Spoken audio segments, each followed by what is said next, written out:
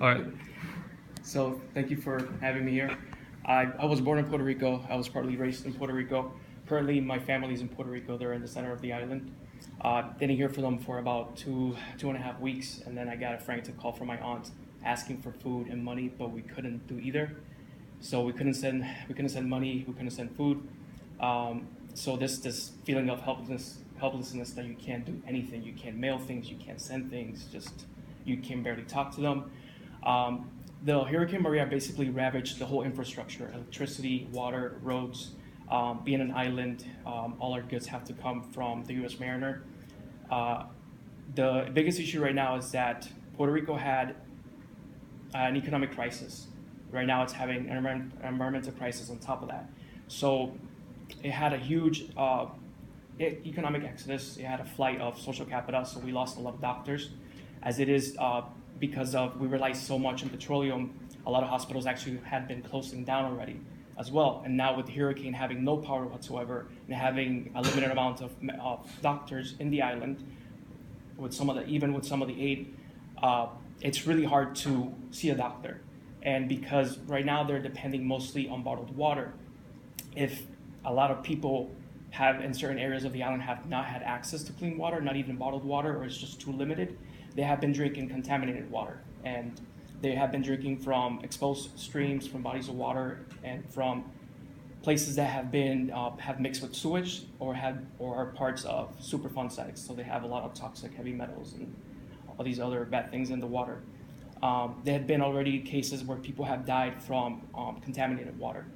A lot of the efforts, because Puerto Rico and the Virgin Islands, because they're both in a similar situation, are considered developed. They don't get a lot of attention, or they're not considered to need aid. But at this point, I consider Puerto Rico. I don't know so much of the Virgin Islands, but I'm pretty sure it's a similar situation. It's basically undeveloped.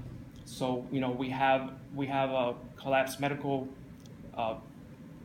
The medical system is basically collapsed. We don't have power. It's going to take years to have power again, to build streets again, and we don't have clean water. And the only solution that people are finding is that if they do have money and they do know somebody in the U.S., they're actually trying to fly here.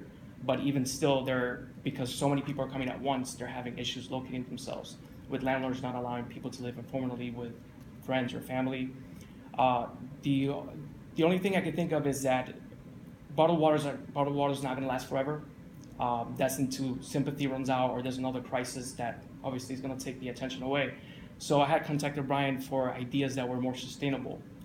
He had mentioned hollow fiber membranes. We talked about biosand filtration, but we thought that the hollow fiber membrane was more practical for this situation.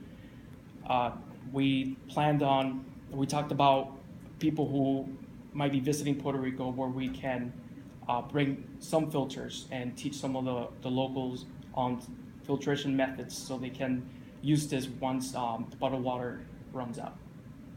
So I'm trying to reach out to other RSOs at UMass to see who can lend their help with knowing how to raise money, how to implement sustainable emergency infrastructures, filtering water, share your knowledge so we can teach other people. I'm reaching out with the Puerto Rican diaspora in Holyoke to see if people are flying to Puerto Rico. That can also help, so we can learn things, go there, install things, and teach people to maintain these things.